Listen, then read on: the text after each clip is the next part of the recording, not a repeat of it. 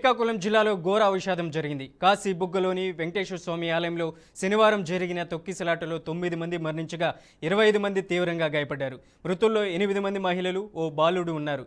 ఇక ఈ ఘటనలో క్షతగాత్రులు ఆసుపత్రిలో చికిత్స పొందుతున్నారు. కార్తీక ఏకాదశి సందర్భంగా 15,000 మంది భక్తులు ఆలయానికి పోటెత్తారు.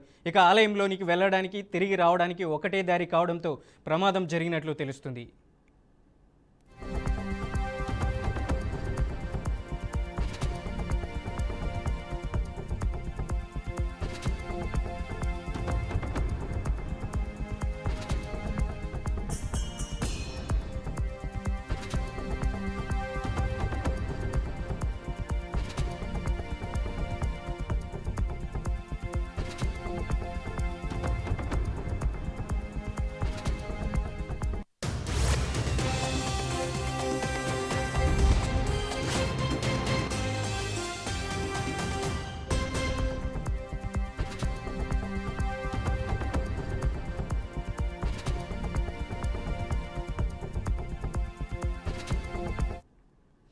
శ్రీకాకుళం జిల్లాలో ఘోర విషాదం జరిగింది. నిన్న జరిగినటువంటి తొక్కిసలాట ఘటనలో 9 మంది ప్రాణాలు కోల్పోయారు. అందులో 8 మంది మహిళలు, ఒక చిన్నారి కూడా ఉన్నారు. ఇప్పటికే అక్కడ చనిపోయినటువంటి బాధితులను హాస్పిటల్లో పోస్ట్మార్టంకి తీసుకెళ్లారు. ఇక గాయపడిన వారిని మరింత మెరుగైన చికిత్స కోసం స్థానికంగా ఉన్నటువంటి శ్రీకాకుళం జిల్లా రిమ్స్ ఆసుపత్రికి తరలించారు.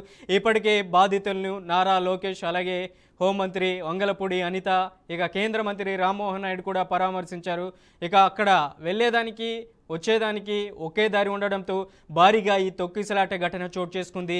ఏదైతే కాశీబుగ్గ వెంకటేశ్వర స్వామి ఆలయంలో తొలి ఏకాదశి అలాగే కార్తీక మాసం కావడంతో భారీ ఎత్తున భక్తులు పోటెట్టడంతో ఒక్కసారిగా అక్కడ తొక్కిసలాట ఘటన చేసుకుంది. ఈ తొక్కిసలాట ఘటనలో 9 మంది ప్రాణాలు కోల్పోయారు. అలాగే చూసుకుంటే 30 మంది వరకు తీవ్రంగా గాయపడినటువంటి పరిస్థితి ఉంది. ఇప్పటికే గాయపడిన వారిని ప్రభుత్వ ఆసుపత్రికి తరలించారు.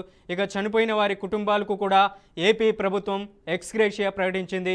అలాగే కేంద్రం, రాష్ట్ర ప్రభుత్వం తరపున చనిపోయిన ప్రతి కుటుంబానికి, ప్రతి వ్యక్తికి 17 లక్షల రూపాయలు ఎక్స్గ్రేషియా ప్రకటిస్తూ ఏపీ ప్రభుత్వం కీలక నిర్ణయం తీసుకుంది. ఇక గాయపడిన వారికి 3,50,000 రూపాయలు పరిహారం ప్రకటించింది. అలాగే ఇక ఎవరైతే చనిపోయిన ఉన్నారో వాళ్ళ కుటుంబాలకు కూడా 10,000 ఇక అక్కడ అంత్యక్రియలు చేసుకోవడానికి కూడా ఇప్పుడే నారా లోకేష్ కూడా ప్రకటించారు. ఇక ఏదైతే ఈ విషాద ఘటనలో దాదాపు 9 మంది మహిళలు చనిపోవడం అంటే అత్యంత ఆశ్చర్యకరమైన అంశమే అనుకోవాలి. ఇప్పటి వరకు అందుతున్న సమాచారం ప్రకారం దాదాపుగా 6 మంది వరకు తీవ్రంగా గాయపడ్డారు. వారి పరిస్థితి కూడా విషమంగా ఉన్నట్లు తెలుస్తుంది. ఇక శ్రీకాకుళంలో ఏదైతే ఈ విషాద ఘటనకు సంబంధించి ఇప్పటికే ఏపీ సీఎం నారా చంద్రబాబు నాయుడు, అలాగే డిప్యూటీ సీఎం పవన్ కళ్యాణ్ కూడా స్పందించారు. ఇక హుటాహుటిన శ్రీకాకుళం జిల్లా ఇన్ఛార్జ్ మంత్రి కొండపల్లి శ్రీనివాస్ కూడా అక్కడికి చేరుకొని బాధితుల్ని పరామర్శించారు. మరోవైపు శ్రీకాకుళంలో స్థానికంగా ఉన్నటువంటి మంత్రి అచ్చెన్నాయుడు కూడా బాధితులతో మాట్లాడి అక్కడ ఉన్నటువంటి పరిస్థితిని ఎప్పటికప్పుడు తెలుసుకుంటున్నారు. ఇక మరోవైపు శ్రీకాకుళం జిల్లా ఎస్పీ అలాగే కలెక్టర్లతో కూడా ఎప్పటికప్పుడు ఏపీ సీఎం చంద్రబాబు నాయుడు సమీక్ష చేస్తున్నారు. అక్కడ గాయపడిన వారి పరిస్థితి ఎలాగా ఉంది, వారికి మెరుగైన వైద్యం అందించాలని ఇప్పటికే అక్కడ శ్రీకాకుళం జిల్లా రిమ్స్ హాస్పిటల్కి సంబంధించినటువంటి డాక్టర్లు కూడా తెలియజేశారు. ఈ విషాద ఘటన ఏపీలో చోటు చేసుకుంది. తీవ్రమైనటువంటి కుటుంబాల్లో శోకసంద్రాన్ని మిగిల్చింది. ఇప్పటికే చాలామంది వరకు రాజకీయ నాయకులు కూడా దిగ్భ్రాంతి వ్యక్తం చేశారు. ఇప్పటికే ఏదైతే ప్రతిపక్ష నాయకుడు వైఎస్ జగన్మోహన్ రెడ్డి కూడా ఈ ఘటన పట్ల తీవ్ర దిగ్భ్రాంతి వ్యక్తం చేశారు. ఆలయ నిర్వాహకులే దీనికి ప్రధాన కారణం అనేసి కూడా ఇప్పటికే అక్కడ ఉన్నటువంటి టీడీపీ వాళ్ళు కూడా ఆరోపిస్తున్నటువంటి పరిస్థితి ఉంది. దీంట్లో ప్రభుత్వ ప్రమేయం కూడా ఉంది. ప్రభుత్వం అక్కడ భద్రతను కూడా కల్పించలేదు. ఈ భద్రతా లోపం స్పష్టంగా కనపడుతుందనేది కూడా ఏపీకి సంబంధించినటువంటి ప్రతిపక్ష నాయకుడు అలాగే మాజీ సీఎం వైఎస్ జగన్మోహన్ రెడ్డి కూడా నిన్నటి రోజున సమావేశం ప్రెస్ మీట్ నిర్వహించడం జరిగింది. అలాగే ట్వీట్లో కూడా ఆయన ట్వీట్లో చేయడం జరిగింది. ఈ వార్త, ఈ విషాద ఘటనకు సంబంధించి ఎన్నో కుటుంబాల్లో శోక సంద్రాన్ని మిగిల్చింది.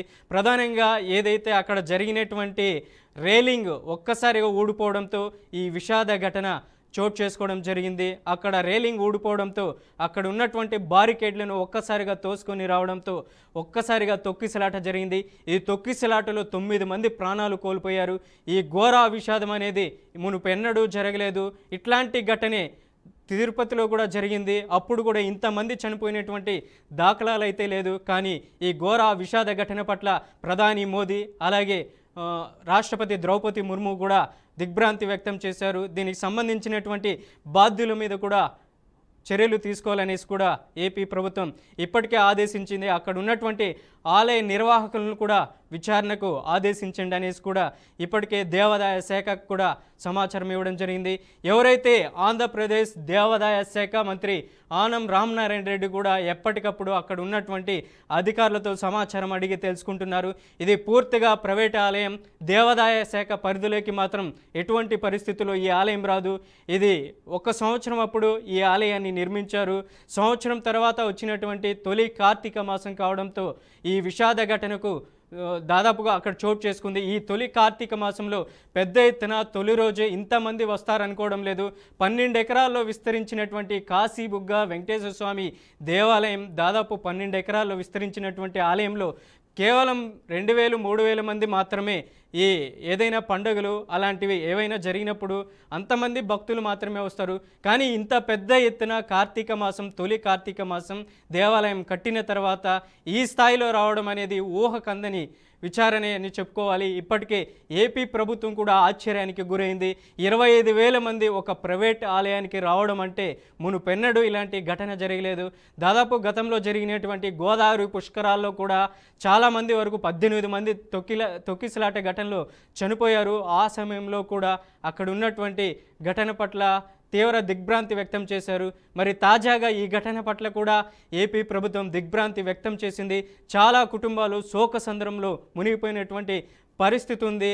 ఏదైతే కాశీబుగ్గ శ్రీ వెంకటేశ్వర స్వామి దేవాలయంలో అక్కడ ప్రార్థనలు జరగాల్సింది, దేవాలయంలో పూజలు జరగాల్సినటువంటి సమయంలో ఈ విషాద ఘటన చోటు చేసుకోవడం పట్ల ఇప్పటికే ప్రభుత్వానికి సంబంధించినటువంటి రాజకీయ నాయకులు కూడా సంతాపం ప్రకటించింది. చనిపోయిన కుటుంబాలకు వాళ్ళకి ఎక్స్గ్రేషియా కూడా ప్రకటించారు.